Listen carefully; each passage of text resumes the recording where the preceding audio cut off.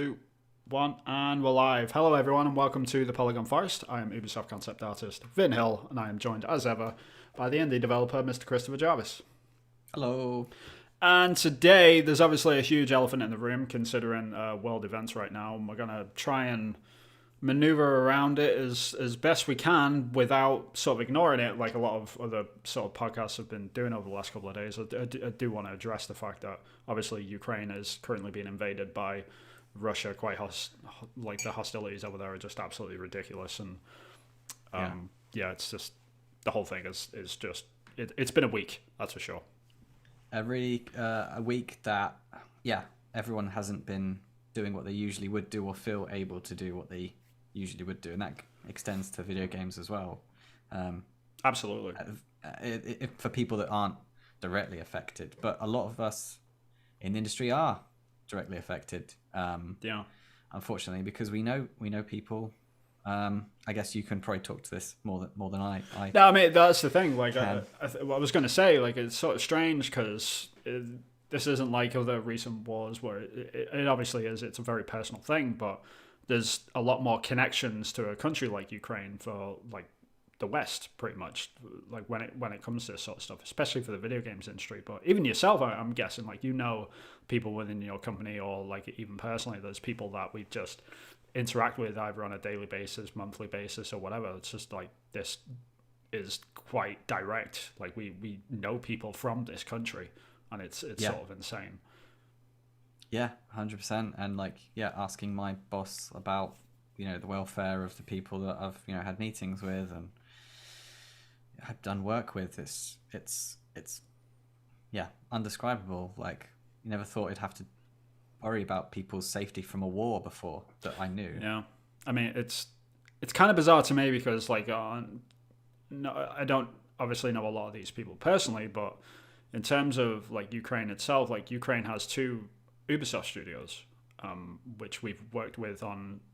I've worked technically with them on 3 different projects, which is like it's something that you don't really think about until this sort of thing happens, because Ubisoft is such like a global company that we interact with people from all sorts of studios on a daily basis, and you don't really take stock of that until something like this happens, and it makes you really appreciate that sort of thing. So like Ubisoft in Kyiv, and we've got an Ubisoft in Odessa as well, which is in the south of Ukraine, or the southwest. They've worked on Assassin's Creed Valhalla. They've worked on Rainbow Six Extraction with us. They worked on Watch Dogs Legion. These are serious studios, like they're big places. So it sort of hits home that like the people that you work with are on these projects, and these aren't like inconsequential people either. Like these are people that worked on the accessibility features for Ubisoft, like all of the color blindness options and all that sort of stuff. Like these people have been nominated for awards for this, and it's just it's sort of nuts that country is now being invaded by Russia, which is just crazy. Yeah, it just doesn't. I can't really wrap my head around it, and I was happy to see though that tweet that Ubisoft put out about them supporting the teams, evacuating and relocating. So that was really good to see. So that and that's something that it was a good piece of news that popped in that I hadn't even thought of. I knew there was Ubisoft Studios there, but it just never clicked that the companies can do something. The company I work for, they've been helping. Well, they've been making sure that the third parties that we work with are, that our priority is their safety. Yeah. And that's just one way that the industry has been doing something similar, the game industry, by sort of relocating these people. So that's great. Yeah, the Ubisoft studio put out a statement, and it's very similar to a lot of other statements from companies that have got studios in Ukraine as well. They said, all of our thoughts are with our teams and their loved ones in Ukraine. Over the past months, we've been closely monitoring the situation and taking measures to accompany them in the best possible way by helping to protect their salary and providing financial support. In light of the dramatic escalation, we are fully mobilized to continue to provide them with additional assistance. Their safety is our primary concern. Our hearts are also with our players, partners, and all those impacted. yeah, it's very similar to the other things, which is just like an overwhelming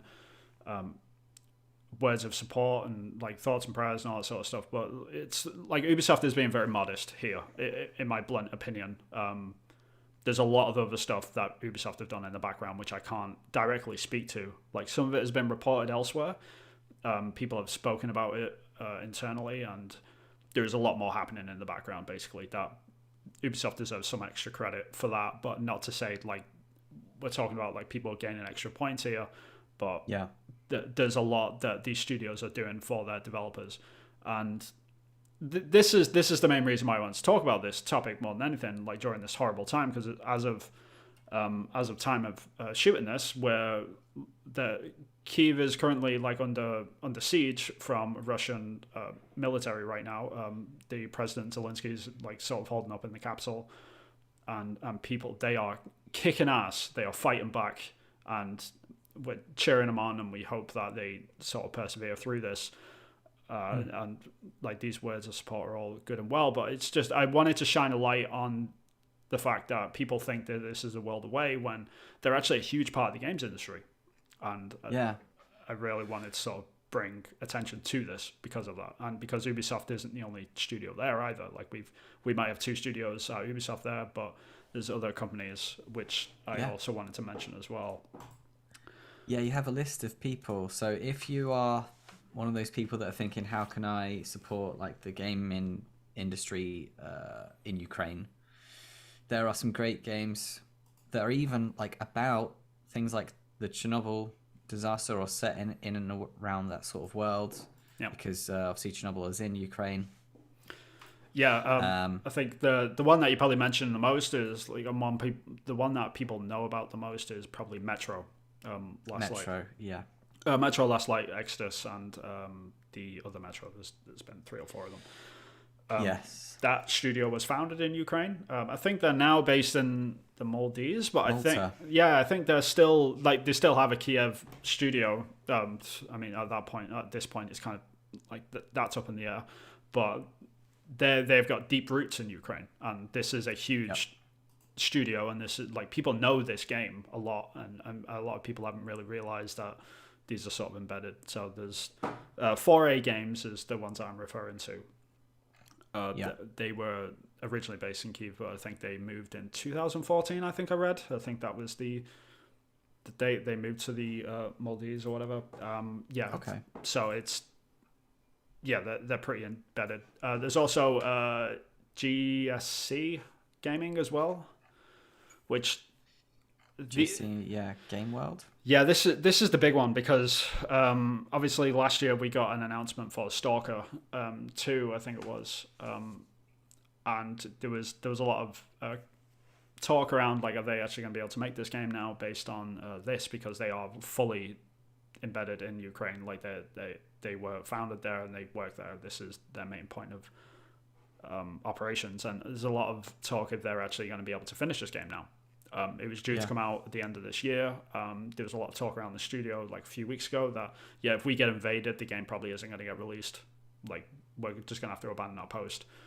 So it's sort of it's a hard thing to sort of get your head around. It's just like I understand when games get cancelled for whatever reason, but when a country gets invaded, it's hard to even grasp, and you can't even imagine it. And like as a developer, like trying to put myself into that position and then trying to think about that, it's just it's hard, man, to even consider the ramifications of that and put myself into that position, you know. I've not been in a position to even want to play games, let alone try to be creative. You know, my day job's kind of suffered recently, and like trying to then be creative, it must be tough. I felt like instead I've needed to feel like I wanted to do something more productive, and so I've been doing like a deep clean of the house just so I can like get some frustration on something that's trying to turn it into something positive. So to try and run a games company or draw some post-apocalyptic, do some post-apocalyptic environments when your country's being invaded and rockets are hitting your cities, that's just... When this happened on Tuesday or Wednesday, like when it all started kicking off, it was like, okay, I just read the news, like Putin's just started invading Ukraine, like, and now, oh, by the way, Vin, now you got to sit down and draw some pictures. And it's just like I'm sat there, just like, how the hell am I meant to just like? And I know it's a very selfish thing, and I'm not trying to like say, oh, poor me, I couldn't draw pictures while Ukraine was getting invaded. I'm not saying that. Yeah. But it's just the adverse effects of that across the whole world, that right? It can affect everyone in whatever industry, and it sort of hits home about that sort of stuff, and how. I guess the point I'm trying to make is that we sort of take for granted like this first world like problems that we have, and like the what they call the long peace since World War II, where no first world country has really invaded another first world country. We haven't had to deal with the threat of nuclear war and things like this, and now it's suddenly everything is just sort of snapped into focus, and it's like, oh, okay, now what? And you're having to reconsider like your life in a lot of different ways, not nearly as much as the absolute badasses over in Ukraine that are defending their own country right now. They've obviously got way worse problems than everyone else in the world right now. Like they're having to defend their own lands and defend their families and things, and it's incomprehensible. That's the best way I can describe it. Yeah, and I'm feeling guilty for getting stressed out about like not being able to maybe afford a new car or something, and because of inflation and things, or like, oh, my energy bill's going up, and then like you feel bad because it's like, well, at least I'm not having to, defend my country from foreign invaders. Right? Yeah, we're not like having to like send our loved ones to go and make Molotov cocktails while we, the men, go to war. Like, and the women, sorry, because Ukraine. And the women are going. Yeah, because Ukraine has like one of the world's largest female presence in the military in the whole world, which is just insane as well. Like, just women are just picking up AK-47s and walking towards battle. Like, you can't even comprehend it. Not that they're incapable in any other way in any other country. It's just, it's just the call to arms for that is. I mean, I wouldn't be. Right, that's what I'm saying. Just wanted to say, like, if my country said, "Oh yeah, you're 18 to 60," I'm like, nope, not me. Yeah, I mean, you got to laugh at that, but it's kind of, yeah, you're right. Like, and this is the sort of situations that you put yourself in, because you're thinking, okay, if the games developers at these companies are like putting computers aside and not running, instead they're picking up AK-47s and sending their children to Romania while they stay behind and pick up AK-47s and stuff, and I sit there and put myself in that situation. And I think, like, would I have the balls to do that? Is the question. And I would love to hope that I would have them, like them sort of balls, but I just don't. I don't even know. Like, I can't even put myself. I mean, you're pretty adamant on it. Like, nope, would not have the balls. Yeah, I thought about it for a second, and I just thought no. Like, honestly, I would not. I wouldn't. I would no. Yeah. I think most people that know me would go, yeah, maybe don't give him a gun. Right. I don't think he would be very good at a war. That's fair. Yeah. That is fair. But yeah. So yeah, all the respect to everyone that's stepped up and is defending. It's really admirable. Yeah. I mean, I was gone through. Sorry. Go ahead. No, go ahead. I was gonna say about the list we were going through. Where do we get to on the list? Yeah. So there's other studios as well, which want to sort of highlight. And we'll get to the reason why I'm highlighting these. There's a lot of mobile game studios in Ukraine as well. So Raid Shadow Legends, which you've probably seen the annoying adverts for. Like those annoying adverts, yes. Yeah. Ukraine-based company. Like, absolutely huge studio. I think the studio is called Plarium. I think it's Plarium. Actually, that's the better way to describe it, because it's play, as in video games, right? Yeah.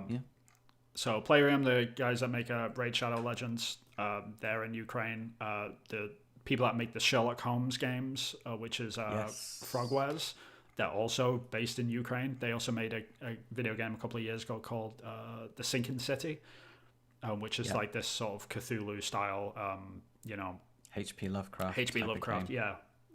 Look really, really interesting. They're based there. There's another company called Vostok Games, which I think this is a fairly new studio, but they're based in Kyiv, Ukraine. They're a new studio working on a AAA game, or they were, or they are. I hope that they are in whatever capacity at this point. played. Fear of wolves, yeah, around the Chernobyl nuclear fallout. So it's another. Yeah, it's another one. I mean, there's going to be a lot of those in Ukraine, I guess, because like obviously Chernobyl is in Ukraine, so they've got a lot of history with that. So they know they've got the history on the doorstep. Yeah, exactly. So it's kind of hard to avoid, and that's why obviously we're seeing Stalker, which is based in Chernobyl. We've got Metro, which is heavily based on a post-apocalyptic nuclear war, like Russia in the underground. So yeah. And it goes on and on. Like there's Playtika, which is like a huge mobile studio as well. Like these guys are absolutely massive. Like someone that you don't even really think about. And a lot of these companies are based, like were founded in other countries, but just like they're like massive studios work there, much like Ubisoft, like founded in France, but obviously two massive studios in Ukraine as well. Gameloft, obviously the cousin of Ubisoft, like it goes without saying, like they've got a huge presence. I think they've got 2 studios there as well. Like thousands upon thousands of people. Obviously Ubisoft, and it goes on and on and on and on. And if you sit down for 5 minutes and go and Google it and just go and look at all the different studios that are working on games, you kind of find out that there's probably like 30 to 40,000 developers in Ukraine, which I don't think a lot of people really realize that. It's a lot. It's a lot of people. It's a lot of developers. So yeah, when these companies are putting out these sort of statements, like it's important to remember that it's not just words for a lot of these people. Like they are. Isn't there something like 40 million people in Ukraine? So 30,000 that's a big chunk of the population. It's a substantial amount. Yeah. It's a good amount of developers there, and so it's important. I mean, the reason why I highlight this, and there's many more as well. There's many other studios that you can go and check out.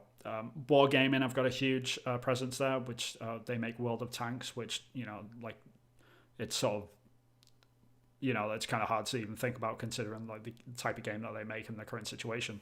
But yeah, they've got a huge presence there as well. And the main reason why I bring all this up, basically, and the thing that I wanted to say is that go and buy some video games from these people. Yeah, don't even have to play. You don't even have to feel like playing it. Yeah. No. Or maybe you should. Like, you might come across some awesome stuff. Get your head out of it. If it's right for you and you want to just escape for a while. I felt like that for one evening. Like, I just wanted to escape. I didn't even end up doing it in the end, but I had that feeling that I wanted to. Yeah. Without a doubt.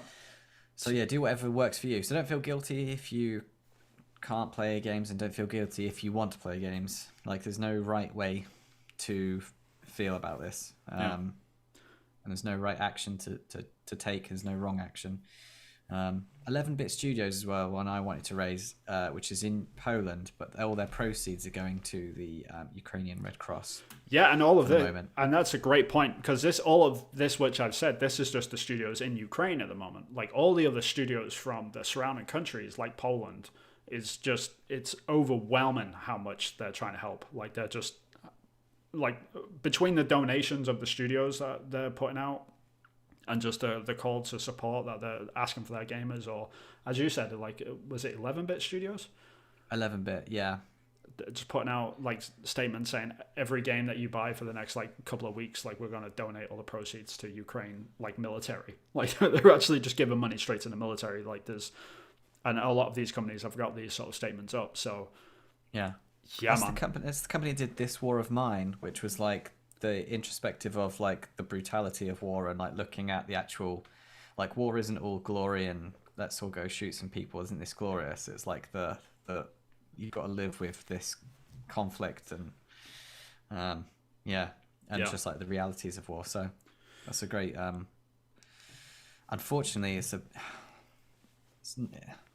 don't know what the right word is, a bittersweet coincidence that they're neighbors, and they did that sort of game, and now this is on their doorstep. Yeah, it's very bizarre in terms of, because they're obviously dealing with the fact that like if Ukraine does get taken over by Russia in whatever sense, then they're on the doorstep of that. And like obviously Poland has a long history of, unfortunately, like during World War II being invaded by Nazi Germany as well, and just the prospect of Russia being on their doorstep.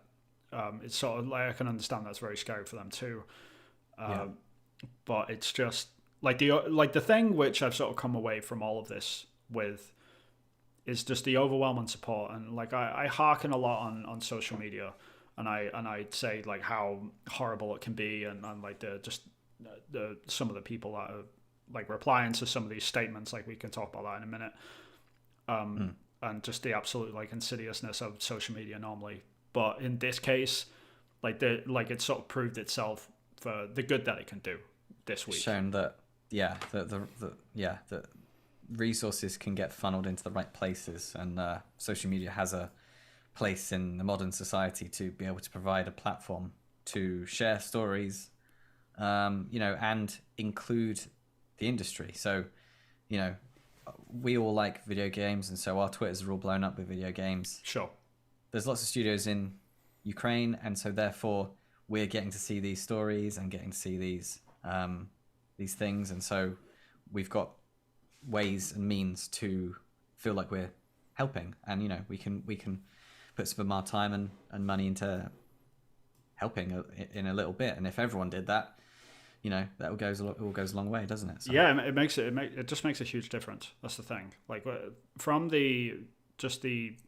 not only the financial support, obviously, like if you've got the extra cash or whatever, and you want to help support like the troops in Ukraine, or if you want to like put like, even if it's just buying a video game from one of these people, then by all means do it. Like, but there's other ways you can help, which is just like bringing awareness to this. Just even today, seeing the overwhelming crowds at in Germany, in Berlin, like the 30,000 people that came out to protest, not only against Russia but also against their own government for not doing enough, and saying like, hey, us the people, the German people, want you to take us out, want you to take Russia out of SWIFT, and just having that sort of momentum like from social media is great. And I think there's many different angles that we can tackle this from, in terms like the video game side as well. Just like you can support these developers by buying their games, and just doing what you can. Like if it's just like retweeting something that they've put out just to sort of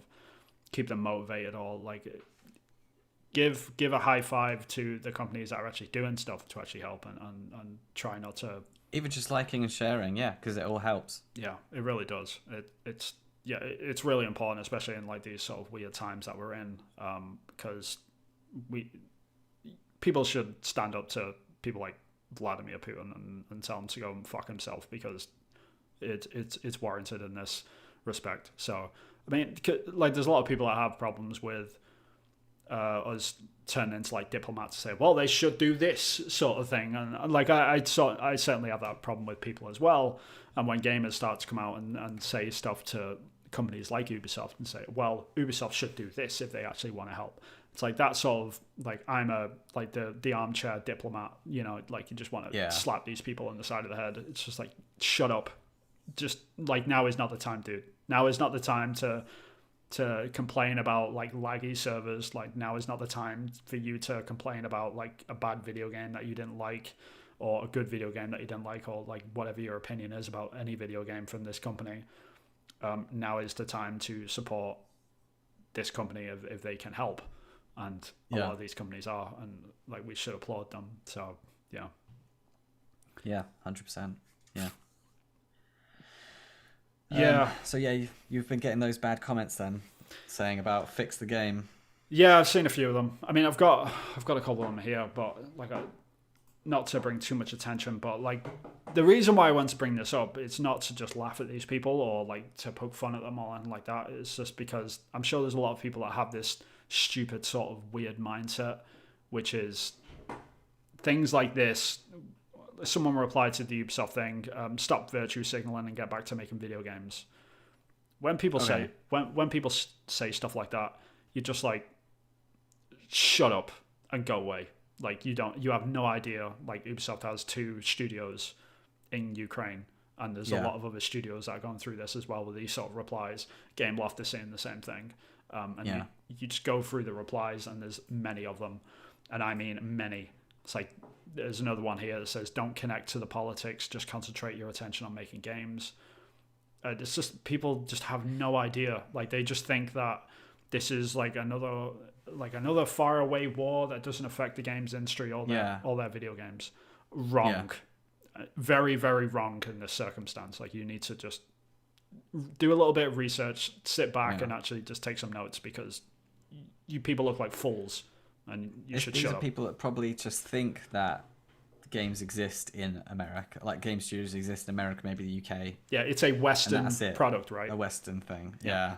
It's either hopefully that's just their how intelligent they are, and not an actual true reflection of, you know. Yeah, I would hope so. Do these people know that there are studios in Ukraine?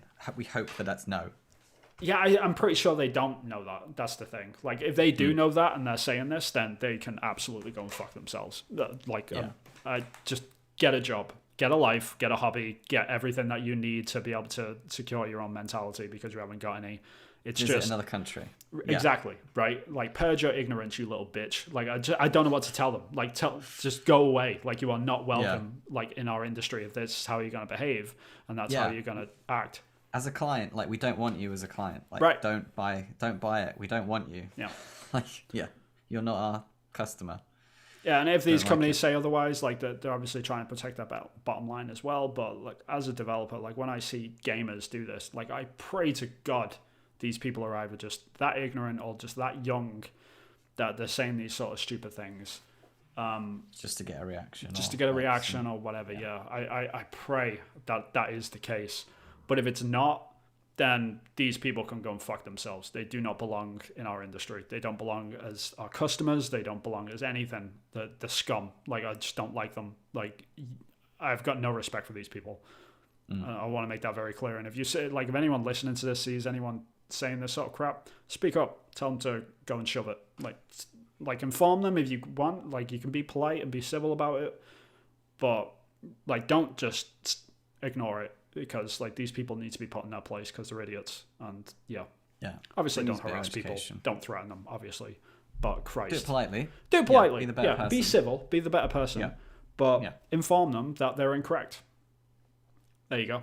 That's the legal bit out of the way, but past that they can go and fuck themselves.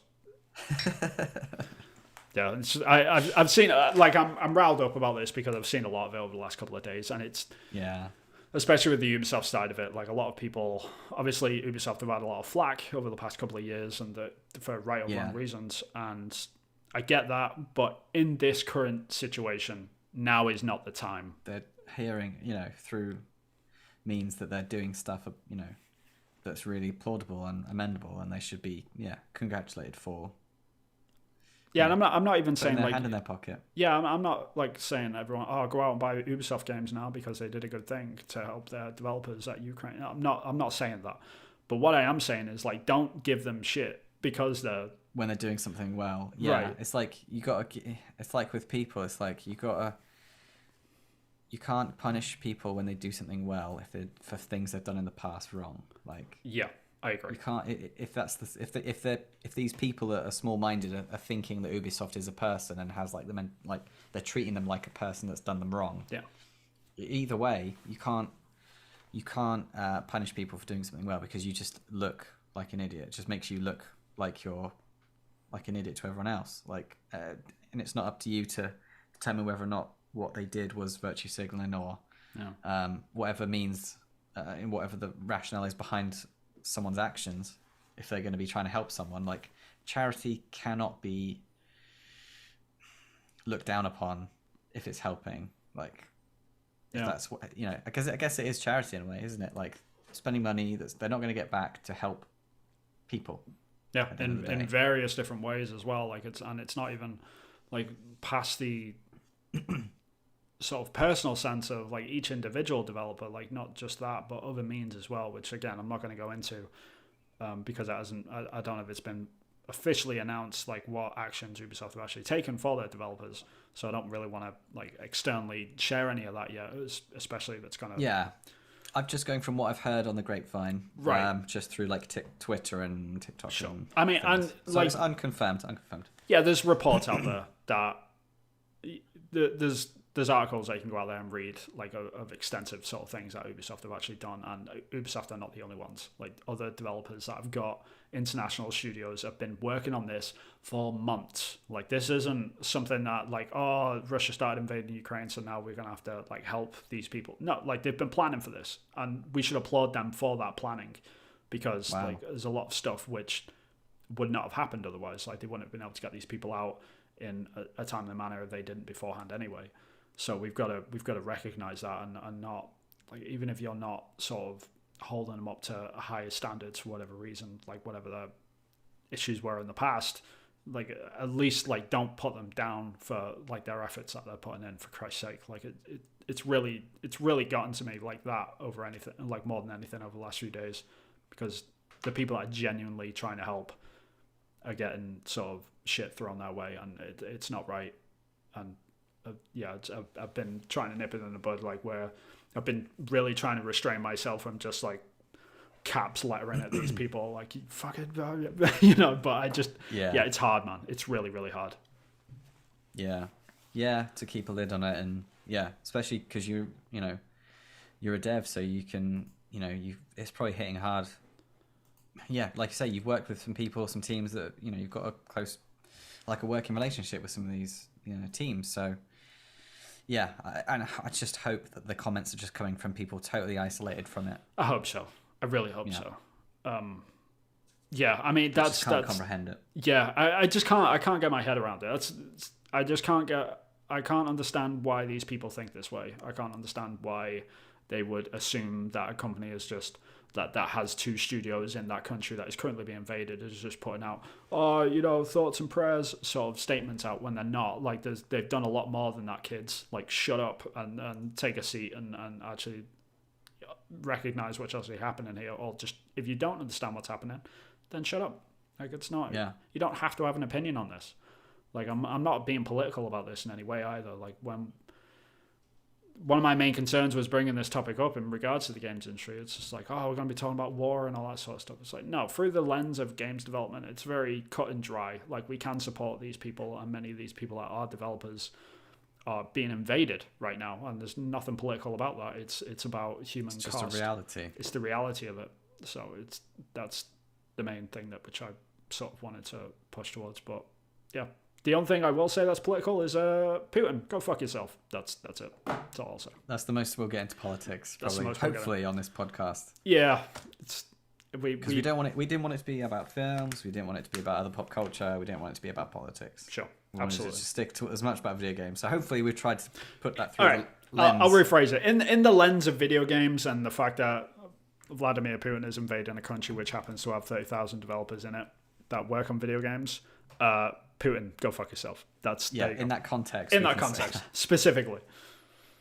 But you can follow us on Twitter if you actually want to know our real thoughts outside of that. Yeah. And it'll be fuck Putin. Yeah. There might be a few caps letters in there as well. But I guess we should move on. Obviously, as we put a cap on that conversation, good luck to Ukraine. There's a good segue. Yeah. Oh yeah, good luck Ukraine. Well, there's a good segue, which I could go for. It's a bit cheesy. Go for it. From fucking Vladimir Putin to fucking Bobby Kotick. That's fair. Yeah, you could take this one away. Go. So yeah, the DICE Awards. I don't know if you caught the DICE Awards or not. Me and Vin both didn't watch it, but I've seen like some videos. Yeah, we were kind of distracted at the time. Yeah. It just didn't feel like a time to be celebrating anything or watching celebrations for me personally, but totally legit if you wanted to watch it and escape, that's absolutely fine. Greg Miller was up on stage with Jessica, is it Stobart? Jessica? Yes. Stobart? That sounds right. Yeah. And I can't even remember how he got into saying fuck Bobby Kotick, but he did, and he got a big round of applause, and he knew how to get the moment because he's Greg Miller. So, fair enough. And we were saying in the pre-show, must have been funny. Nice mute, Vin. To all the audio listeners, Vin sneezed and muted in perfect time. He looked very flustered, but he pulled it off and no one Well, noticed. it's a good thing you didn't mention it, Chris, because everyone's like definitely not, bringing their attention drawn to it now. So, cheers. So, yes. I completely lost my train Right, this is what happens. It's all going off the rails. Something about fuck Bobby Kotick. I don't know. Yeah, fuck Bobby Kotick. So his boss was in the audience because Mr. Xbox. I always keep forgetting his name. Phil Spencer. Phil Spencer, Mr. Xbox. He was in the audience because he was getting who's getting a Lifetime Achievement Award from DICE, which is fair enough because the work that he's done with Xbox and things. So he was getting an award. So his employee was being told, to go fuck himself, basically, which must be really interesting because he's probably sat there thinking, yeah, I think that too, but he's also my employee. This is weird. Yeah. But yes, the awards. In a nutshell, no one's really going to be that, upset. It's kind of what you would expect. Yeah, Have you caught up with who's won things and who's lost things? Yeah, it's kind of I can pull those up actually. It was kind of par to what the Game Awards were, I guess. Game Awards, yeah, kind of was very similar. I guess the main headline is that It Takes Two won Game of the Year. Sure, yeah. So that's interesting. And then there was a couple of games that won multiple awards. So Halo Infinite, Lone Echo 2, Marvel's Guardians of the Galaxy, Returnal, they all won multiple awards. Ratchet and Clank also won some cool ones, as did Forza Horizon. So yeah, that was pretty cool. So yeah, the winner was Game of the Year, It Takes Two. Yeah. Outstanding achievement in animation, Ratchet and Clank, Rift Apart. Outstanding achievement in art direction, Ratchet and Clank. So that's cool that they got both of those. Yeah, that's fair. Like I would say, like Ratchet and Clank. I mean, it looked like a Disney movie for Christ's sake. It looked like, it looks like a Pixar movie in action. So it's like, how much can you? Yeah, and you had Kenya Bridge of Spirits, which is done by people that have worked at Pixar, I think. Right. So, that was kind of close call. So yeah, fair enough. What did Kenya win? Oh, they were nominated for. Nominated. Sorry, my bad. Yeah, so in that nomination for art direction, they were in that, and also achievement in animation. So they were both up for that.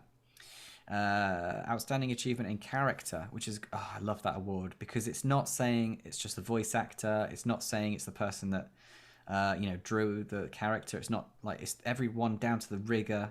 Down to the person that does the shader on the tip of the it's a whole team. Gun. Right. Yeah. So so many people that goes into creating a character and what resonates with the character. Like none of these winners would be winning if Kenya Bridge of Spirits. I've heard that can be clunky, so maybe that's why it didn't win. Yeah, so maybe if Kenya Bridge of Spirits, like the Kenya lady, wasn't clanky, maybe they would have won. Yeah, so that all goes into achievement. That game is weird. I don't know if you've played it, but it's just. It looks sensational. It looks really great, without a doubt. Like the art direction nominations, like totally makes sense. But the game itself, it kind of feels like a PlayStation 2 game. Like it feels like a remaster of a PlayStation 2 game. That's the best way I can describe it. Right. Okay. Yeah. It feels really old and weird and retro, and it doesn't feel great. But obviously, people will disagree with it, especially if they're into like all the sort of PlayStation 2 sort of style platforms, like Spyro the Dragon and Sly Cooper and things like that. Right up your alley if you are. But to me, it just felt really old and dated. But it looks amazing. So it's just this weird juxtaposition that you have the whole time playing it. So it feels different to how it looks. Yeah, I get without that. a doubt. It's disjointed. Yeah. No, that's fair enough. So moving on, that was an outstanding achievement in character, but they had things like they had Kenya, they had Ratchet and Clank, they had Rivet, which is cool. Yeah. Outstanding achievement in original music composition. Returnal was the winner, which is interesting. Did yeah. I can't say the music I've heard from that was pretty cool. I think. Yeah, I haven't heard any of the music from Returnal, so yeah. I've watched a few hours gameplay, and I can't remember if it's kind of like Wipeout style techno music. I in my head that's what it is, but yeah, like you look at it and you think, it's got to be like synth music, right? Yeah, but yeah. I don't know if it is. Maybe it just did a really good job of where's that putting across the feeling of the game. In which case, that might, because some people say the best music soundtrack is the one that sticks in your head and you can hum it, and others say that the best music soundtrack is when it totally delivers. You don't even notice it's there, but it pulls in the right moments at the right time. Yeah. So there's two ways you can go with that sort of thing with the award, which I find really. They should split it into two. There's like best music, which took you into the moment, and then like the best melody. Yeah. but I'm a bit of an audiophile, so Yeah, that's fair. I think it depends what you're into. Like I automatically look at the art direction stuff because I'm a concept guy, but like you go straight to the music stuff because you're an audio guy. So yeah, it totally makes sense. yeah. So like audio design as well, like Forza Horizon 5, I was really blown away with what they did. Returnal won that though. Maybe that's because of the stuff they were doing with the... They were doing 3D audio stuff, right? They were doing 3D audio, so that's probably what that was about, which is, fair enough. Yeah, that's fine. Outstanding achievement in story, again, a great category. Guardians of the Galaxy won that. So that's interesting.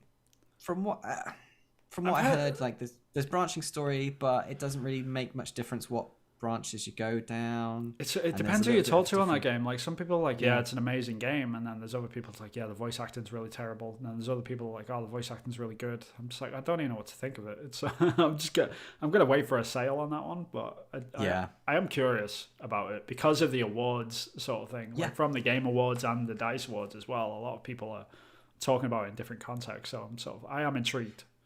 Yeah, and because it's won, story awards. And for me, that's kind of up my street. So yeah, like a story award-winning game. But then again, Last of Us 2. Let's not go down that rabbit hole. Won lots of awards for story. So this is fair. Yeah, that's true. Outstanding technical achievement: Ratchet and Clank Rift Apart. That tracks because of all the the loading stuff. Yeah, the loading going stuff. through the wormholes or whatever. The rifts. Yeah, the rifts, the portals and stuff. Totally makes sense. Yeah. I mean, Forza Horizon was on the shortlist as well for that, so that's cool because they did some cool technical stuff that hadn't been done before. Also, you probably could say the same for the others that are in the shortlist, but yeah. Action game of the year, Halo Infinite. I think that's decent. I think that's a good shout. This is the main reason why I like the DICE Awards over the Game Awards is the fact that they actually wait until the year is over. Jeff Keighley, take a note, dude. Really grinds me. So yeah, the fact that Halo has been included in these awards is great because Halo Infinite was awesome. Like I really enjoyed that game. It's really nice to see it getting recognized because it will not make the cut next year in the next Game Awards because like with the likes of Horizon Forbidden West and Elden Ring and the new God of War, the new Zelda game that's going to come out, it's not going to get a shout out for anything. No. So it's good lucky if it gets a shortlist. Yeah. That's being said, Deathloop has been shortlisted in a fair few of the categories as well, so that's good that that's got a nod. Absolutely. Adventure Game of the Year, Death's Door's on that, so that's cool. Which is cool. It Takes Two was shortlisted, but Guardians of the Galaxy won Adventure Game. So again, multiple awards. Yeah, I mean, I'd give that to Death's Door any day of the week because, oh god, that game is so good. Everyone should go and play Death's Door. It's amazing. I got a great bit of criticism for Death's Door from my boy Harrison, who's 6. Go for it. Because we started playing it, and I was showing him it. I was trying to get him excited. He initially thought it was really cool, and then after a while, I was like, "Can we stop playing this?" And I was like, "Yeah, sure. Why?" Because me being a dev, I want to know why people want to stop playing games. Yeah. And he's like, "The music's just too sad." I was just like, "Wow, fair enough." That's a good criticism from what, like a 5-year-old? Is that how old he is? 6. 6. Yeah, 6. There you go. Music's too sad. It's making me feel sad. It's just like totally like, yep. That is real. Okay, fine. That hits hard. It's like, that's good that it had an emotional impact on you, but it's bad that it didn't want you to play the game. But I don't think it's meant for 6-year-olds, so that's fair. So it's fine. Reverse criticism for your son. Yeah. Reverse criticism. It was too good at delivering the emotion it was trying to hit. There you go. Family Game of the Year. Ratchet and Clank Rift Apart. Yeah, that tracks. Yeah. Animal Crossing New Horizons was in there as well. Interesting that didn't win. That is... Wow, that is interesting. I wonder why... I would have liked to have been on that jury to see why they... Because you would have thought, like, in terms of, like, family game, to me that says... It's the family parents game, right? and children playing in similar numbers and, like, sharing information and stories and stuff. And so I don't know how much that happened in Ratchet and Clank. Yeah. I mean, I'm not sure. That is fascinating. How do they define a family platform, game? Nintendo, you'd think Nintendo would win the family game. Yeah. I wonder how they define that. Like, is it family game if it's just, like, not an 18 rated game? Like, if it's just, like, if it's a kid-friendly game? On its own merits. Yeah. Is it just a family game by definition of it's like not for if it's rated for E for everyone sort of thing? Like is it by definition a family game, or is it do they actually have specific things that they look at? Which clearly it must be the former. If it looks like it's going what do the devs prefer the most out of this list of games? That's probably what it looks like that they've gone for. Yeah, I guess I would say. Fighting game of the year. I'm glad there's fighting and racing categories. It's good to see. Guilty Gear Strive was the winner, and not heard of that, and I've not heard of the other two shortlisted. Yeah, I don't play fighting games that much anymore. I play apologize. fighting games. Like I play old fighting games all the time. Like I'll pull up like Virtual Fighter on Sega Saturn or like. We need to get Tom on the podcast and talk about fighting games. Yeah. From uni. Racing game of the year, Forza Horizon 5. So that's cool. But there's only two other shortlisted: F1 2021 and Hot Wheels Unleashed. So when you think about that, like, yeah, Forza's a great game, like contender for game of the year, in my opinion. Yeah. But it's shortlisting on the racing game of the year. You think, okay, not too many racing games. Yeah, people just don't make them, right? Like it's yeah. And when a good one comes out, it comes out like every 5 years or so. Yeah. So that's interesting. I found that interesting just looking at that and figuring that out. Because of course we've got Gran Turismo coming out this year, next year. Gran Turismo's out next week. Oh, okay. I'm doing a games podcast. Did you know? Yeah, man. It's so many games came out like in the last couple of months. I can't keep track of them. And I can't keep track. Can we just mention that, by the way? Like the balls of CD Projekt Red just dropping like a next gen update for Cyberpunk in the middle of everything. It's just like, you guys you're insane. Like, what? Who thought this was a good idea, a good time, and why? I've seen lots of videos on it. And people are loving it. On it. Yeah, and I am genuinely interested in buying that game now because it's like, all right, they fixed it. And I said this like a year ago when it happened. I was like, yeah, I'm just gonna wait for the next gen update when it's like fixed. Yeah. And now they just drop it in the middle of everything. Like I'm halfway through Horizon. Yeah. I'm playing that and I'm looking at Elden Ring and I'm like, oh, do I want to play that or do I want to play something? You know, and then like Cyberpunk just gets dropped. I'm like, no, leave me alone for 5 minutes. Yeah. Right. I mean, they've already sold like 9 million copies, so like they can drop it whenever they want, I guess. That's a good point, actually. Yeah, that's a good point. They're probably just trying to make sure that the fans are getting it as soon as it's physically available, regardless. Yeah, I think you're right. Yeah. Anyway, sorry, I digress. No, it's fine. Role-playing game of the year, Final Fantasy. I can't do Endwalker. Final Fantasy 14 Endwalker. I have a bit of a weird issue with this because it brings up a certain a point regarding this, but it's like Final Fantasy 14 came out back in 2012 sort of thing. Like that's how old this game is. It's a decade old now. Endwalker is actually just a DLC. Should a DLC win this type of award? The role-playing game of the year award. Yeah, that's I don't recognize the others. Pathfinder, Wrath of Righteous, Shin Megami Tensei 5. Have I said Shin that wrong? Megami Tensei, yeah. That's what I said. Yeah, it was pretty close. When I say pretty close, I mean you were way off, but it's okay. Yeah, apologies. I should. There should be. We should make a podcast episode where you're just like trying to pronounce like a Japanese game title. Game title written in English. God, that'd be great. We should do that. Sort of just put to bed at what like the actual pronunciations of them are because so many people get them wrong. Yeah, well, even I've heard that people pronounce the names wrong on Final Fantasy games of the characters as well. All the time. Yeah. Like I always like whenever I get stuck because I can read like a hiragana, katakana, or kanji or whatever they use for the characters.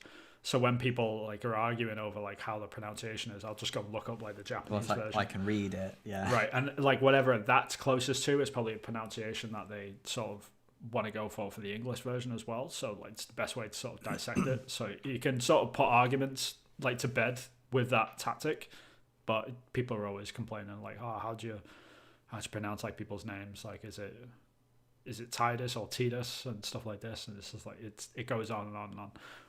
But anyway, I digress. I just feel a bit weird about like a DLC winning this award. Like Endwalker is apparently amazing. Like people are loving it.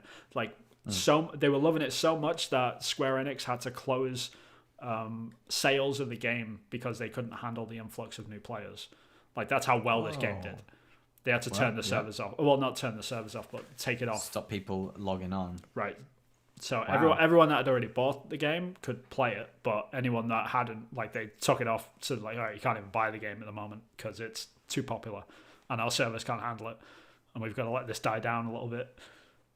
Like that's how good this DLC was. That's fandom, isn't it? Yeah. But I mean, it brings like the wider question of like, okay, what defines a game of the year? Like, is it still can it be a continuation or can it be a DLC or like there's a lot of weird. Was this award a way of them saying like this DLC did absolute gangbusters, therefore this is a bit of a nod to that? Yeah, I'm not sure. Yeah, should there be a separate category for that? For DLC that did really well. Yeah, DLC that did particularly well this year from Final Fantasy series.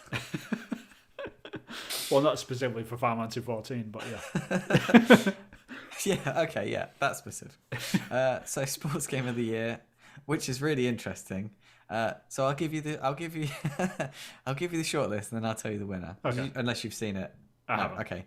FIFA 22, NBA 2K22, Riders Republic, The Climb 2. So they're all runners up, but who won? Mario Golf, Super Rush. Of course it did. Yeah, of course it did. It's a sports game, I guess, I thought about it and I was like, how is that? And then I was like, do you know what? It's probably because they got a load of people and I saw the tweets. It's like, I've been playing this Mario Golf game and then I realised I don't like golf, but I've been really enjoying this Mario Golf game. And it's probably that. It's that sentiment of they managed to get a sports game and engage a whole group of people that would never play a golf game by using Mario. Yeah, you've got to commend that. And it's the same, like, I remember playing a game called FIFA Street back in, like 2003 or whatever, like whenever it came out on the original Xbox and PlayStation 2. I was absolutely obsessed with that game. I hate FIFA. Like, I don't hate it. It's not my thing. Like, it's not for you. Right, just kicking a ball around a field of 11 dudes on either side. You know, like I don't really get it, sort of thing. I'm not like, how have they not perfected the Premier League in a video game yet? Is sort of, it blows my mind. Like you've been working on these games for 22 years and you still haven't figured it out, boys. Come on, surely you can figure it out. They've figured it out. They've figured it out. Yeah, I mean, yeah, all right, that's fair. But I mean, FIFA Street though is like a much more condensed version of a pitch. It was only like 5 a side. You could do like crazy tricks, and it's just like the very like boiled down version of what a football game should be on a video game, in my opinion. Like it should just be fun in that respect. It shouldn't be too serious and like pick and watch position your right back goes and like exactly where he is on the field. Like screw that. I just want to play a football game. And so FIFA Street sort of brought that to me. And like if that won sports game of the year, I'm sure people would have been a bit, I'm not sure about that. So like I sort of get it. It's not as sporty. It's not as accessible, like, I guess. Like that's the better I guess it's like sport themed game rather than a sports game. Yeah, it's not sports simulation game of the year, is it? It's just sports game. So yeah, that's fine. Well, that's interesting. Yeah, so I kind of get that. Strategy simulation, Age of Empires 4. Yeah, of course. So yeah, of course, and some other ones I've not heard of. So that's fair enough. The next two: immersive reality technical achievement and immersive reality game of the year. Immersive reality. That's an interesting name. Yeah. Well, you've got things like Resident Evil 4 VR and that sort of thing. So this is like the VR kind of nods, I think. Lone Echo 2 won both of those. So I need to check that out because I've not heard of that before. So that's good that it won both of those. Immersive Reality Technical Achievement and Game of the Year, Immersive Reality. Yeah, well played. So, yeah. Outstanding Achievement for Independent Game. Unpacking. Yeah, so that's the game you played.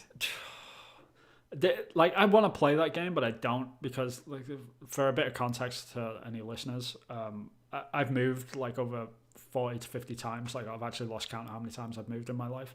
Like playing the game, unpacking, I'd probably pull my own eyes out because it's just I've done enough of that in real life. No, I'm good. Pass. Yeah, pass. But it did a really good job apparently. The App Store was in the shortlist for that, so that's interesting. Outstanding achievement for independent game. What was the outstanding achievement? I guess getting people to play a game about unpacking. Fair enough. I mean, it could have been Lawnmower Simulator. Drawing penises in the grass. You could have had it, boys. Could have had it. Could have been the golden year for video games. Mobile Game of the Year, Pokemon Unite. That's fair. Fair enough. League of Legends Wild Rift was in there, though, so that's interesting. That didn't win. Online Game of the Year, Halo Infinite. Back 4 Blood was on that shortlist. Call of Duty Vanguard, Final Fantasy 14, Knockout City. So that was an interesting win for Halo Infinite. So that's good. Yeah, I think a lot of people didn't realize, because I think that's what saved Halo more than anything was the online play. Like the fact that like when they put the open beta out and everyone was playing it, like wow, this is actually really good. Like Halo's back. Like this is weird, and that statement of Halo is back sort of thing. Like we heard that a lot, and I think I'd probably said it a couple of times as well, rightfully so, because it sort of did. Like the fact that they revived this series out of nowhere, it did deliver very well. So more power to them. I'm glad that Halo Infinite won a couple of things here. Like because I was saying, I think that's going to get absolutely rolled this year when the Game Awards come around, because. If you want to go and listen to my opinions on the Game Award, you're very welcome to. We had a whole episode about how I genuinely believe that the Game Awards is a massive insult to developers. So you can go and check that out if you are interested. See Vin get upset again. Yeah, like that's all I seem to do on this podcast. I apologize, everyone. I love it. It's so entertaining, and that's why we get the people coming back. If you'd like to see Vin go on a rant and fight the good cause, then let us know, and we'll do more episodes where I get him riled up about something like spiders or something. Thanks, Chris. Next time. God damn spiders. No, I actually don't mind spiders. It's funny because my wife, like, she isn't one of those people that like gets scared of spiders or anything. She absolutely loves them. Like, it's really strange. Oh, cool. She's one of those people. So she knits as well, so she's got like all these knit spiders around the house. It's a very strange household. That's all I can say. But. Yeah, I couldn't rant about spiders even if I wanted to. She'd probably kill them. Okay, because they're not a problem. Fair enough. That's fine. Outstanding achievement in game direction, Deathloop won that. Yeah, I saw that That's one. Interesting. Yeah. But It Takes Two and Ratchet and Clank were both on the shortlist for that as well. I guess you can't have like a massive game without there being some sort of like a well-received game without game direction being successful in some capacity. Like you can't have the worst director or the worst direction, and come up with a smash hit. They kind of go hand in hand, don't they? Yeah, but for the most part. I mean, you can have really good direction, but like still not make a great game. Like sure. Yeah, there's definitely like bad directors out there that make great games. I mean, look at like this whole conversation that we've had about crunch and things like that. Like that's definitely influenced by Naughty Dog. Naughty Dog, it's a great example. Yeah, fantastic game. I'm sure it had great game direction in a certain sense, but like the scheduling was pretty terrible. Others. So like if you can't plan that stuff out properly and people are suffering for it, like should they win get best game direction? They did. That's the part that I sort of have a problem with. So it's a very strange award. Like we've had conversations about this before.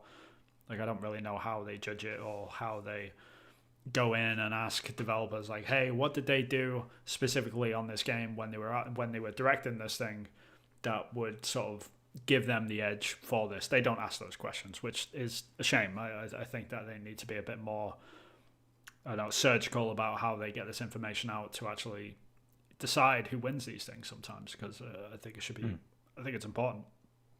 I would vote for, are you allowed to win? You're not allowed to win Game Director of the Year if crunch happened on the title that you're getting in your last cycle. I think that's a fair thing. I think it's fair. And it's difficult to anyone to argue against. Like, out of all the directors, should the one that wins made sure there was no crunch involved? Mm-hmm. Most people go, yeah, that sounds like they've done a better job than I did. Regardless of the end product, I suppose, because people's health comes before art, in my opinion. So yeah, that's my little rant for that. And that's the end of the awards. So I don't really have... There's nothing controversial there. Nothing... No, I don't think so. I don't disagree with. The only thing which I would have liked to have seen personally, and it's a very personal opinion, I don't think this is like objective at all. It's very subjective. Like the fact that I didn't say anything from Death's Door winning anything, because I thought that they didn't win anything. Yeah.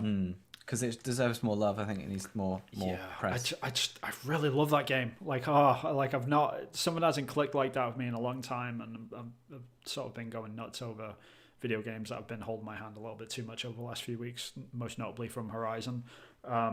So that game was very much just go sort of thing. We'll see how you do. I'm liking that game more than Hollow Knight, and Hollow Knight seems to have a lot of press. Yeah. Or a lot of fandom.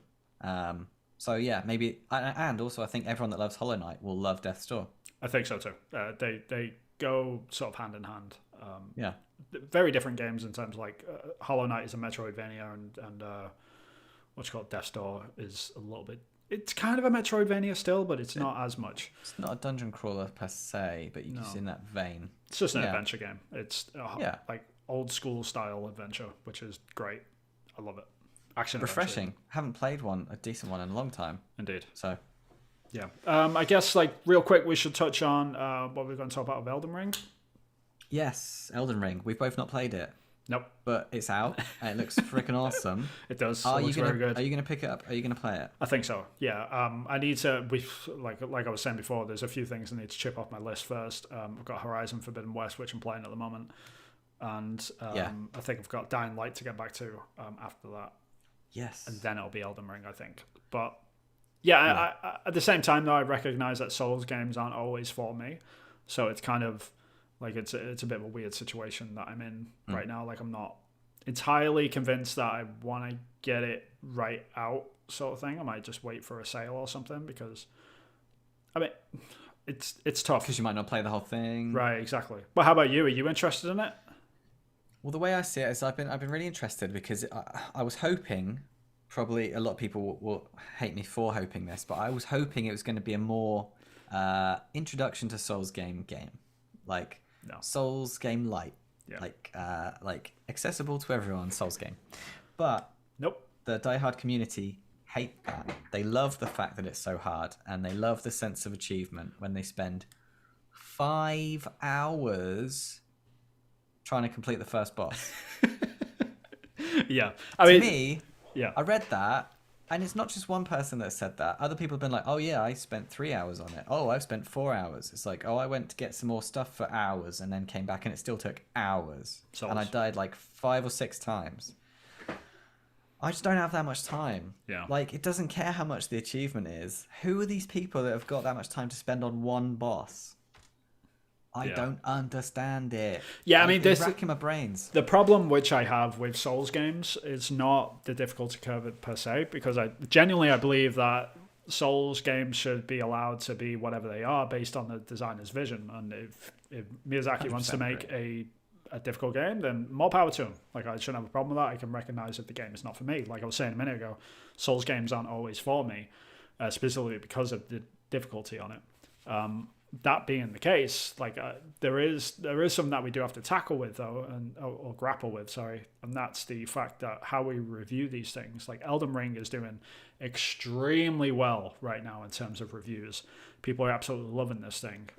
Not that I care about scores that much. It's currently sat at 97 on Metacritic, which is like one of the best rated games of all time. Best rated games ever. Yeah. Yeah. Not just this year. We're talking about all time. Like this is going to be. This is a game that's going to be talked about for many years to come. It's going to go down in the books, isn't it? Yeah. However, there is a side to this which we need to acknowledge, and that is the fact that a lot of these games are sort of given to the Souls fans in these outlets, because they are so difficult. Like they sort of need to be tempered towards people that have got an appetite for these sort of games so they can review them. They don't ever give their review to someone like the average gamer of the outlet sort of thing. They always give them to like the Souls fans, basically. So they're always going to have like a leniency of bias towards the game anyway, especially in terms of the conversation around difficulty and things like that. And a lot of them just didn't really acknowledge that in the reviews. Like if you actually read the reviews outside of the scores and stuff, you actually read them, they're sort of like, it's harder in some aspects, but it's easier in others. Like the fact that it's open world, you can just run away from the boss now, go away from and go somewhere else and go.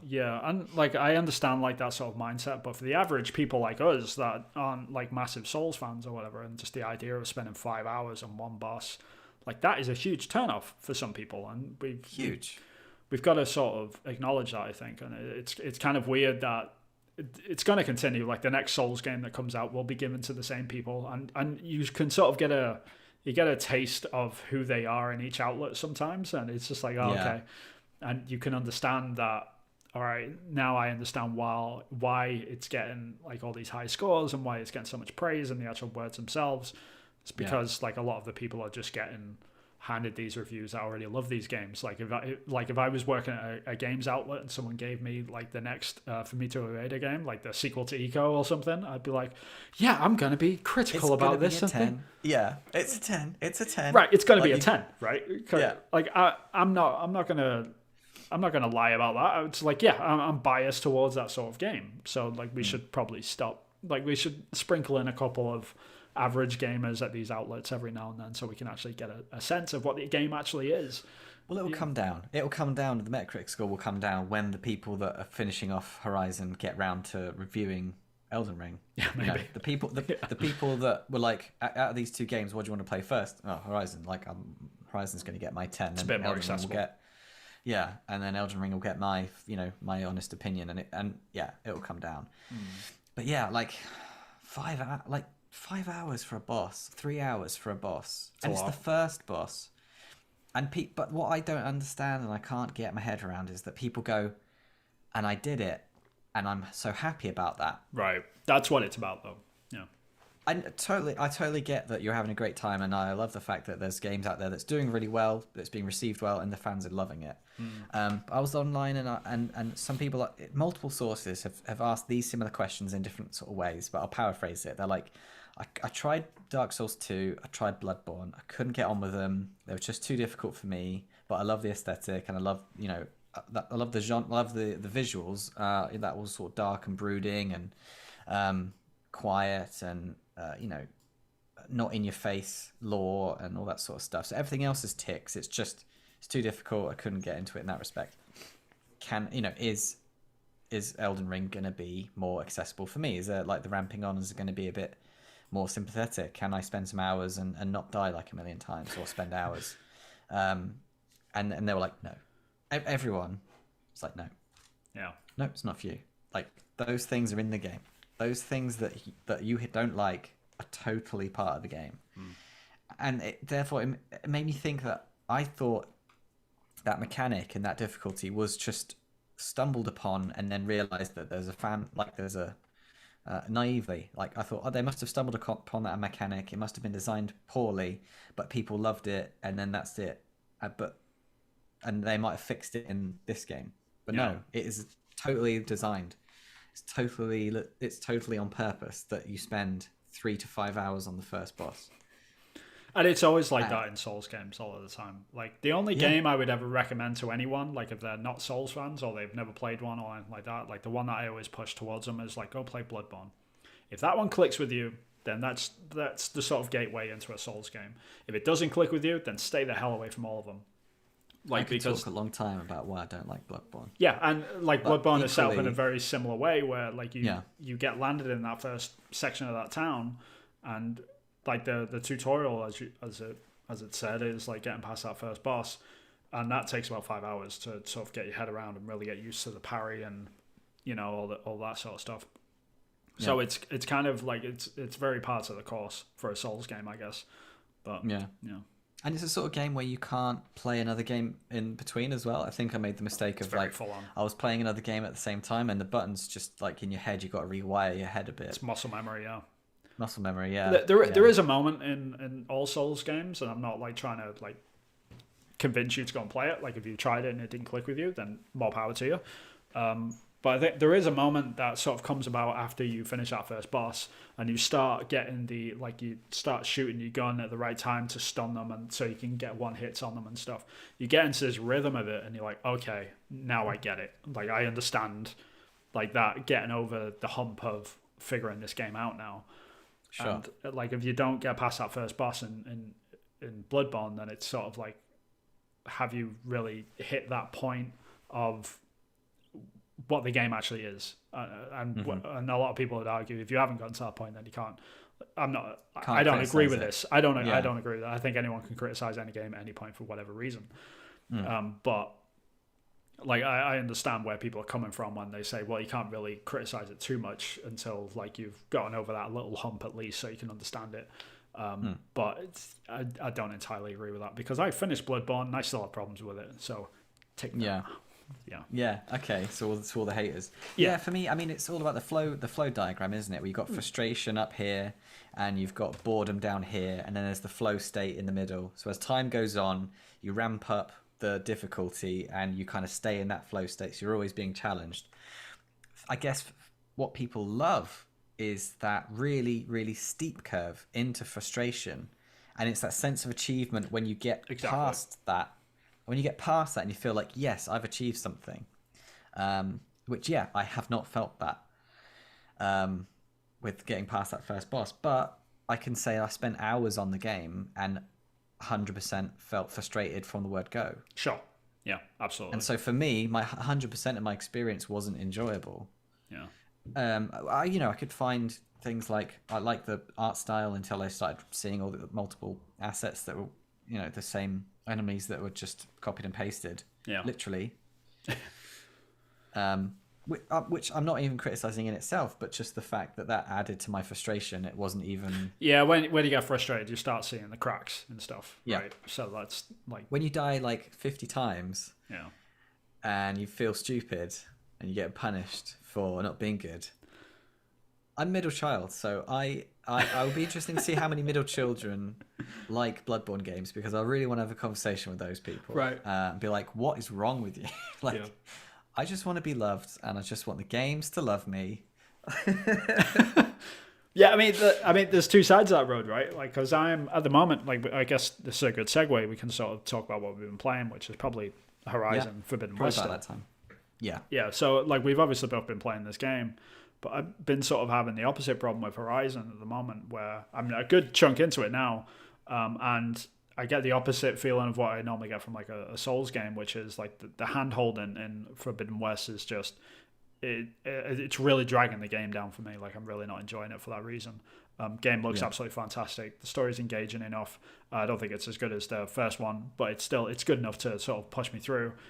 The mechanics aren't all that different from the first game, in my opinion. Like, people might argue with that because it's got a couple of other little things, but for the most part, it's just the thing that is annoying me more than anything is the hand holding. Like, it's just ruining the game for me. Like, it just whenever you go into a cauldron, Aloy just automatically says, "Oh, I need to climb up there and do that and do this," and it's like, just shut up for 5 minutes. Just let me figure this out for myself. Like, I want to. That was some of the fun, in the first cauldron stuff. Yeah, like trying to figure out where you need to climb up and what platform to get onto for what zip line that you needed to get. Like, that was part of the fun, I think, of the cauldrons, because it was so different to the rest of it. Yeah, so that is a real shame. So are you saying that the ramp is too shallow for you? Like, exactly. You're ready to be challenged more? It's got the opposite problem. Like, it's just everything is just sort of parceled out and perfect for you. So like, the second you walk into an area, you know exactly what you're doing already. It's like, okay, then why is the area here? Like, I have to ask myself that. It's like, why isn't this a movie instead? Because if I'm just walking through and pushing one button that Aloy's told me to push 29 times, then like, what was the point of the button? Like, I'm asking myself these questions as I'm playing the game. Like, it's just taking you out. It's sort of pulling me out of the experience completely. It's not like the first one almost. Like, it's just way too hand-holding. Yeah. Like, they need to just leave the player alone for 5 minutes. And it would be such an easy thing to do, because like, the hints aren't by themselves a problem if they triggered like a minute after. Like, if you're in an area for a minute and you're wandering around in circles or whatever, and the game knows that you haven't pressed a trigger or hit like a trigger point within like a minute, then it can give you the hint. That would be reasonable. But the fact that you just walk into these areas and she's instantly drilling you, like, okay, you need to climb up there, and you need to do that, and you need to do this, and you need to. Yeah. I just get instantly annoyed. And like, why am I doing this? Or like, it's the first bit. It's not any spoilers. When like the hologram for the building goes, "Hey, you need to come and log in." Yeah. And then it like goes, "Oh, I guess I better log in then." And it's just like, it's that sort of stuff, over and over and over again. And it and that completely dispels like anything of exploration as well, because if she's just hammering you about what to do, like, but in the end you're just like, all right, screw it, I'll just do it, and I'll not go and look over there, I'll not go and look in that corner, I'll not go and up them stairs like I normally would. I'm just going to go and beeline towards the thing that she keeps nagging me about. It's you can't turn that off. You can't no shut options. her up. No options for it. But anyway, like, what about you, man? Like, how are you enjoying the game? Because I know you're playing it as well. Like, is it? I doubt it's. Is it getting to you as much, or is it like it's just a Vin thing? Like, I'm not sure. Like, No. I think you're onto something, and you've been on Twitter, and it's been echoing. Yeah, I found aspects of it frustrating, to the point where I've been trying to do things that I shouldn't be doing yet, just to get out of that. Feel like I'm on a walker later. It's a good way of putting experience. It. Yeah. So I've been trying to do things out of order and explore a bit and go swimming and go into a cave where, even though I might die because I haven't unlocked the swimming breathing apparatus yet. I was going to mention this as well. Actually, that was one of the things which has been really started bugging me straight from the beginning, because unlike the first game and this one, there's multiple areas, very Metroidvania-ish, where like you come up to a wall, and for whatever mechanic you haven't unlocked yet, they're like, I can't get into this place yet, even though that was annoying. It's very annoying. And there's like 3 different things that you can get. Like there's one thing where it's like flowers on the wall where you can blow them out, and then there's the breathing apparatus for the swimming. And then there's another one as well, which I haven't unlocked, which is like this weird pillar with all like vines growing up the side of it. So there's like 3 different obstacles that you need to unlock later on. So you get to this weird thing where like, okay, I found a cave. Okay, I'll swim under the cave. And then you get out to the other side. Like, all right, cool, I'll climb up. And then you climb up a thing and you get all the way in there. And you're like, oh, Jesus, like an underground, like 3-story car park that used to be Labyrinth. And then you get through there, you climb over all the cars and like, this is great. And then you get to the very far wall, and then like on this wall like, you need the key. Yeah, it's basically like you need the key to go further. Yeah, you need to unlock this mechanic to be able to get through this wall. It's like, why the hell did I like explore? Like if I can't, like if I get literally nothing out, it literally punishes you for exploring too early. Like, and that just completely kills all exploration. And now I'm just beelining the story, which I've never done. Like I never do in open world games. I normally like to like crawl over the map and finish everything before I go to the next point. But in this one, I'm just like, well, there's no point of exploring because I'm probably going to hit one of those weird obstacle walls. So, yeah. Yeah. I think most people, this might be wrong, but I think most people like to look at the question marks first. Do all the question marks before the main mission logo, you visit it.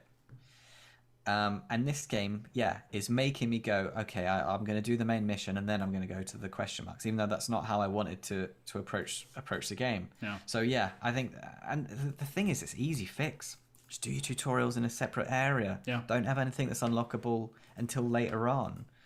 Like the map is huge, so space is not a problem. Like you don't need to put those caves there. You could have put them somewhere else. There is no need for a cave unless it's integral to the story, which I highly doubt. There is no need for those caves that you can't go into, to be in that first area where you don't have the apparatus. Yeah, really I mean, annoying. The thing that the sort of pinnacle of it the other day was I came across one of the downed aeroplanes, and like you have to retrieve like the black boxes from them, and they've got like little messages from them. Like spoiler alert, I didn't know that. Yeah, you'll come across them. They're like collectible items basically. They're all over the map. And there's a good number of them. And I came across one of them, and it was surrounded by machines, and I was like, all right, like really hard machines as well. And I was like, okay, cool. I'm gonna have a good fight in my hands here, and I'll get a reward afterwards. Got all the way through like the machines, and then, like died a couple of times, and I finally made it through. And I was like, oh, that was tough. That was worth it. Go inside the plane and like climb through this wreckage, and I like get to one end of the plane, and it's got one of them stupid blockers there, and it's just like come back later when you got the tool, and I'm like, like I just at that point I turned the game off. I was like, I'm gonna come back to this later. I'm getting way too frustrated by this, and it's just that sort of stuff. Like they could have, like they should have been able to see that. If the game had told you before, would you have gone in and fought those dinosaurs? No, I wouldn't have. No. And I don't. That's the thing. I don't want to be told either. Like there's moment. Like I want games now where I'm not. My hand isn't held that much. There could have been a door. They could have. It's easy fix. Yeah. These are problems that have already been fixed, and this is like the pinnacle of Sony games. It does feel like they've forgotten some of the fundamentals of video game design. Video game design in current, as it is modern games. These are mistakes that have been fixed already. These are things that no one likes. No one likes that. It's not enjoyable. Like, you can't argue against it. It's not like a Souls game. It's a You shame. can't argue against it. Yeah, it's a shame I because love it's the killing opposite. robots and then being told, "Oh, come back later." Like, I love that. No one likes that. No one likes that. Yeah. And it's just that the opposite issue. And now, like, after playing this, like, I kind of want to play Elden Ring even more now because I'm like, oh, at least that game isn't gonna like We'll hold never my hand. never Right. will share. And it'll have the opposite problem where, like, it's Isn't it interesting though? fascinating. You've got two massive games that are both on this other end of the spectrum, like both out at the same time and both fighting for everyone's money, and they've both got problems. Sure. You could argue, Without a doubt. and they're on opposite ends of the spectrum. Absolutely fascinating. Yeah, it is really interesting, and it's a good thing as well because at least it promotes the Choice. the concept of choice. It also promotes the idea of like, okay, we need to find more games in the middle ground of these. I think that's why games like Breath of the Wild do so well, is because they are the middle ground, right? And like Horizon Zero Dawn, like the first game before Forbidden West was my game of the year, and I believe that game was far superior than the second one, even though the second one looks incredible. Like, just It looks amazing. yeah, when you're swimming through the water and like the lights hitting Aloy's hair, and it's like, Jesus Christ, like this is the future sort of thing. Like and some of the facial animations on this game, like you just need to applaud these people for their achievement in technical design. But it's just like secondary characters that have got tiny little aspects, they're so fully realized and there's so much thought into it. Like the writing is superb. Like their motivation's great. Their own little arc is really well put together. There's so much good stuff. Yeah. The thing that just bogs it down though is just like the fact that the puzzles are sort of ruined, like in every single area, no matter where you go. Like Aloy just automatically ruins it for you, and just like, okay, what is the point of doing the puzzle? The combat is still amazing, but it's very, very similar to the first game. Like it's just. Like you're looking for weak points, you're looking for the right elements to use on it, and it explodes. Like they didn't really innovate enough, in my opinion, on this in terms of the combat. The combat is still incredible. Like the minute by minute like play on it is just fantastic. But like if you've played the first game recently, it kind of feels like you're just continuing on. It feels like a massive DLC almost, and I don't like using that term really because it's definitely not. Like it's its own realized world. And it has its own story and all that, but just in terms of the combat itself, compartmentalized, it kind of it feels like a continuation of the first game. But yeah, it's not a disappointment. I'm still enjoying it. I'm still playing it, but there is same. Yeah, I'm still enjoying it, but I think the visuals are doing a lot of the legwork for that enjoyment. I think so too. I'm still just like taking it all in, and I want to see every aspect of it, even if it's just a walk. Even if all the game was gone, all the story was gone, I'd still want to explore every single inch of the place. Yeah, I mean that's achievement. That's the best credit I can give it, is like this the sheer feeling of culture is still in the game as well. Like it does have a little bit of weirdness to that in this one compared to the first one as well. Like there's a tribe that you come across that's in the desert, and they rely on this water source that they like. Everything around their culture is about this water that's sort of handed out to them in the thing. And then Aloy comes along and she's like, okay, let's find the water source of this place. And like literally a mile down the road, there's like this beautiful grove of where the water comes from, sort of thing. It's all green and luscious, and there's trees and stuff. And it's like a mile down the road, and like the people that you take there to go and investigate it are from this tribe that are in the desert, and like, oh, we've never seen this place before. And it's like, really? Like, how the hell did you miss this place? And why aren't you living here? Like, why did you move into the desert? And it's just stuff like that where it sort of pulls you out of the moment for a bit silly. Yeah, it's very silly. I can't think of anything silly like that happening in the first game. No, the cultures are great in this one still. Like you still come across people and it's like, Jesus, like their armor and stuff, and like how it's been designed, and you can really tell how they thought about this. But there's just a couple of silly little things where you're like, that doesn't really make any sense. Whereas the first game wasn't like that, so it's definitely interesting. That is interesting. And at least in the first game, they made people at least far enough away, and it looked different enough so that you could kind of buy the fact that they're factions living in their own communities. That's right. Yeah. But if you like just walk down a mile down the road and you find the water source and you Yeah, live in the desert. I think you've nailed it there, though. I think like in the last game, the distance really set apart the different tribes. So like the Kaja and the Nora in the first game, which sort of like they were so far apart that you understood why their cultures were different and their climate and all that sort of stuff. But in this game, they've sort of like tripled the number of cultures that are in the game, and because of that, in the same sort of footprint, they're much closer together, and it makes much less sense why they would be so different when they're so close towards either. And it's not just like Liverpool and Manchester accent sort of culture difference. It's like vastly different people, and it's just like, okay, would this really happen this way? So yeah, that's interesting. And something that I knew that I've noted, I don't know why, but in my head I'm coming back to like Star Trek, and they do a really good thing where they every so often they'll have like the Klingon race, obviously they're like the warriors, and then every so often like a scientist Klingon will pop up and they'll be like, yeah, you didn't think we were all warriors, did you? Like, we have to, we're a society, we're a fully functioning society. But it seems like in the intro levels, it seems like the Kaja and the who are the coggy ones that do all the furnace and everything's about furnaces? Jesus, I can't even there's so many cultures in this one. But like the Kaja don't even have enough people to work any forges, that they have to get this other culture to the Asaram, the Asaram, Asarand, yeah, Asaram, yeah, that was it. They have to get this other culture to help them do their furnaces because they can't even do them themselves because they're so busy worshipping the sun god. That's what it kind of feels like. But on the flip side, I love the Oseram people because of all their turn of phrases about like furnaces and like, oh, this ember that's gone off in the wind and things like that. I just love all that. It's clever. Yeah, and I think that's great. But there'd be more Kaja here because it's Kaja territory. Yeah. Like, there would be more Kaja here. There's one. And that's just a bit weird. So there are some things which is kind of taking me out of the world building.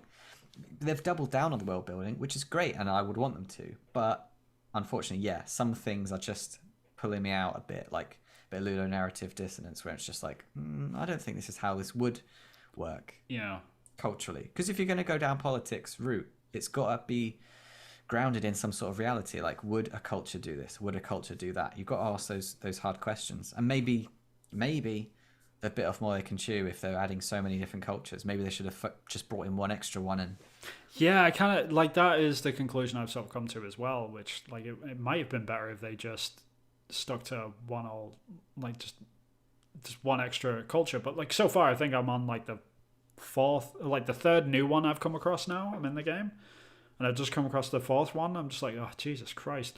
And you've got to like learn their history and their new culture. And it's like, it's all fascinating stuff, but it's just like, would this really be happening here? Like this, like the fourth one that I just came across, which is the people in the desert. I'm just like, this is so unrealistic because there's a water hole like a mile down the road. Like, why aren't you living there? Like, why aren't you all fighting over that? And no one else is there, but everyone's fighting over the desert bit. And it's like, okay, but you all need water, but you know, all right. But no one's living in the water. Right. Right. It's bizarre. Just absolutely bizarre. But, who the hell am I? But, yeah, I mean, it's still a great game. You should absolutely play it. Like, if you're a fan of the first one, I'd still recommend it. But it's... brace yourself for like the annoyances that come from it. I really don't think it's as good as the first game, but I'm still glad that I am playing it. Just as you said, for the technical like art direction of the game is just, it's incredible. Like it's definitely top of its class in terms of the games industry and where we're going. So it's definitely a step up by the looks of it. I'm really and it's definitely softened the blow. I think I'm not like this could have been good. I'm just like, that's a bit annoying. This is a bit rubbish. Yeah, I'm still playing it. That's the thing. Yeah. So. But some of the things that keep me through is the art style, the voice acting, the lure is great, isolated, but just maybe as a mesh it doesn't flow as well. I think it's probably a good analogy. And Aloy's just awesome, just as a character. And apart from the puzzle stuff, like how she reacts to each character, it's like she's got her own relationship with every character, but she still feels like a fully rounded person, which is great. Yeah, the only thing that I didn't like about her in this one, like outside of the like game mechanic stuff, is like she's kind of cocky in the beginning of the game. Like I'm not sure if I like this overly cocky Aloy of like she can do everything Savior by of herself, Meridian. and she's the Yeah. savior of Meridian. Like, I get that, and I understand, like, that's one of the conflicts that they're trying to put into the beginning of the game, is like Aloy thinks that she can do everything by herself, but in actual fact she needs her friends. But she and needs stuff. her friends. Yeah, But just like she did at the end of the first game. Right. Yeah. It's like, Yeah. I swear she's already learnt this lesson, you know? And that's the only part that's like that was kind of annoying about her character. But other than that, yeah. She's great. She's saying she needs to do it by herself. And it sounds like she's saying, I need to do this suicide mission alone. But it's like, but she doesn't actually know what she's up against other than silence. Right. So she's going into something thinking that she knows what's going to happen. Yeah, so it kind of feels like an artificially implanted like character Crisis, arc. yeah, absolutely. Yeah. And it's such a shame because like my favorite character in Horizon outside of Aloy is the Oseram guy, you know, the mustache. I can't remember his name. Yeah. Elrond or something? Or... Yeah, yeah, I can't remember his name. I can never pronounce it properly anyway. But he's one of my favorite characters. Like, I love that guy. He's great. Like, he's hilarious, and he's such a good counterbalance to what Aloy is as her character, and just like his brute force nature. I loved him in the first game, and I was really excited about him being in the second game.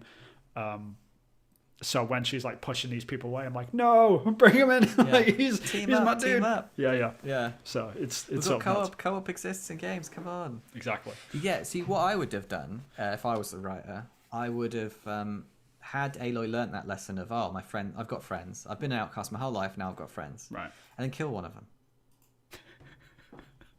And then the story of the second one is her trying to figure out. So how she you copes basically with the just guilt. want to play Horizon: The Last of Us Part 3. That's what it sounds like. But you don't then play as Silence. No, don't do that. But Silence wouldn't have killed the person. It would have been an accident. They would have been fighting something, and then one of them would have died. And then you'd feel like, oh, my actions have consequences, and I can go through this level, and by the end of the game, all my friends might not be here, and that's what I would have done. I think it's too. Just saying. I think Horizon's too light for like, because you never see anyone die. You know, like they're either alive or they're dead. Like, you constantly come across corpses that you have to identify for whatever reason. But Yeah. like, you never They're see them 1,000 die. years old. Right. They're 1,000 years old, though. Yeah. It's just different. That's a different good world. point.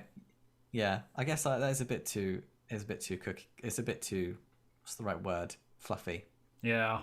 It's Yeah. just not that type of game, I guess, like that. And it's probably on purpose as well. I'm sure like the writers have definitely suggested that, and Sony have pushed back and be like, no, this needs to. This is the lighter game. Last of Us is the depressing one. Yeah. So- We'll add new characters, but we're not going to kill off any others, and so yeah. Yeah. Oh well, but yeah, I'm gonna keep playing it. I'll finish it to the end. I want to see what happens, like story wise. Hopefully, it picks up. Like people are still loving the game. For me, Yeah. it's not disappointing. It's just it's not as good as the first one. That's the best way I can describe it. Yeah, I'm enjoying it. I went in the first one not knowing what to expect, other than everyone thought it was a great game. We're in a different situation now, where I'm still enjoying it, but actually saying that, when I picked up the first game, I couldn't put it down. But I was in a very different place than where I am now. And I've only played a few hours, and I've had opportunities to go and play it, and I've done something else. So I don't know what that's saying. Yeah, it's not catching me as much. Like, it hasn't got its hooks in me like the first one. Because the first one had that amazing sort of intrigue of, all right, these machines, where the machines come from? And you got the question about Aloy and where she came from and who her like family is and all that sort of stuff. And you've got like, these are driving questions. But now that all of these questions have been resolved, like this next sort of story arc that they put on top of all of this, it's kind of like, it's not as good. You know, it's not as good as a driver to get me to the other place, especially when she's like, I don't need anyone. I need to just get to this place real quick. Oh, by the way, I'm just going to go and do 50 side quests, you know, before I actually go to that place. It's like, gee, this doesn't even make sense. But it's... I need to get this place opened up. Ooh, a mine. Right. Like, yeah. And then you get through the mine, you're like, oh, I can't actually get in here because I haven't got the right tool. Great. That was frustrating. Yeah. Yeah. I was going to say another thing. I don't know if it's a spoiler because I don't know. I've not played the game. But, Sure. You know, Aloy's a clone, right? Sonic the Hedgehog had this happen in Sonic the Hedgehog. You could have a clone Aloy turn up. Good. Because the computer system could have made another one somewhere else. I'm not saying anything because you haven't played the rest of the game yet. Okay. And neither of like our listeners, I guess. But yeah. But that's just a thought I've had. Yeah. Spoilers for a game that came out 5 years ago, by the way. But yeah, you're fine, I think. Yeah. Yeah, you'll see. I think people would have turned off, like, oh, they're talking about Horizon. I'm not going to watch this. Like, Sure. yeah, Yeah, they that's probably fair. would have turned off. That's fair. If we have any watchers or listeners at the moment, then I don't think we do. No one's watching live, that's for sure. Anyway, but yeah, we should probably wrap this thing up before before we completely ruin the algorithm. Yeah, again, massive thank you everyone for tuning in and joining us every week. We really appreciate you coming in and listening to us. If you are new here, then please give us a like, a share, a comment, all that sort of good stuff on YouTube. You can also find us on all of your favorite podcast services. Hit the bell icon on YouTube so you can be notified when the next episode is coming out, as always. But yeah, before we do drop out, like, again, I just wanted to sort of give verbally anyway, like, our bigger support to all of our any Ukrainian listeners that we might have, especially like any Ukrainian developers around the world. Christ, please just go and buy some games from these people, just to give them support if that's all you can do. If you're in better financial straits, then like please donate to the Ukrainian armed forces. Like there's multiple ways you can do that, or you can just like and retweet like support for the Ukrainian army and all that sort of stuff so they can defend their countries properly, especially the games developers from this perspective of the podcast anyway. Podcast. Yeah. But yeah, I guess. So Chris, where can people find you? So you can find me on Twitter, at Acrylic Pixel. I also have a TikTok if you are so inclined, but everything on my TikTok is just my Twitter videos. Right. So you best just find me on Twitter. That's fine. Yeah. What about you, Vin? Yeah, you can find me on Twitter as well. I am at Hillfort Games. I post my indie game stuff on there. I'm currently working through some UI stuff, which sort of showing off, but it's been a week. I've not really been concentrating too much on it. I'll get around to it this week, I'm guessing, at some point. So yeah, there'll be more updates on that if you are into indie game development. You can also find me on ArtStation. I am at Vin Hill Art. There's no at. Vin Hill Art. If you search me on there, you'll come across some of my Ubisoft concept art on there. But other than that, you can catch us right here on the next episode. This time next week, next Sunday, and we'll talk to you then. So until next time, so long, farewell, and fuck Putin. Kick his ass, Ukraine. Jesus Christ. Yeah. Like, do him over. What a prick. Sorry. No, just need to get that out before we leave. Yeah, I mirror that as well. I did. All right. Catch you guys later. Bye. See you.